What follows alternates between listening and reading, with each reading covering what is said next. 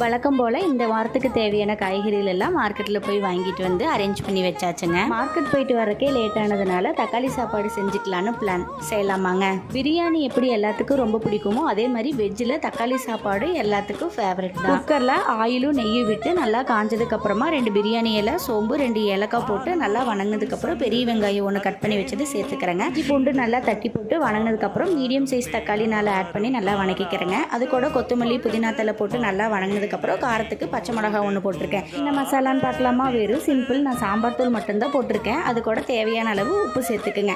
வெறும் சாம்பார் தூளான்னு மட்டும் கேட்காதீங்க, ஒரு தடவை இப்படி ட்ரை பண்ணி பாருங்கள், உண்மையாலுமே சூப்பராக இருக்கும். நான் ஒரு டைம் எந்த மசாலுமே இல்லாதப்ப இந்த மாதிரி சாம்பார் தூள் மட்டும் இருந்ததுன்னு ஆட் பண்ணேன். அப்படி இருந்து நான் இப்படி தான் செஞ்சுக்கிட்டு இருக்கேன். இதில் உங்களுக்கு ஒரு ட்ரிக் சொல்லட்டா? எப்பவுமே தண்ணி ஊற்றினதுக்கப்புறம் அரிசி போடாமல் அரிசி உள்ளே போட்டு நல்லா கலந்து விட்டுட்டு ஒரு கொதி வந்ததுக்கப்புறம் தேவையான அளவு தண்ணி ஊற்றி குக்கரில் மூடி வச்சு விசில் விட்டு பாருங்கள். சாப்பாடில் நல்லா ஃப்ளேவர் இறங்கியிருக்கும். தக்காளி சாப்பாடுக்கு முட்டை இல்லாமையா? அப்படியே நம்ம வீடியோவையும் ஃபாலோ அண்ட் சப்ஸ்கிரைப் பண்ணுங்கள். உங்களுக்கு தக்காளி சாப்பாடு பிடிக்குமான்னு கமெண்ட் பண்ணுங்கள். நெக்ஸ்ட் வீடியோவில்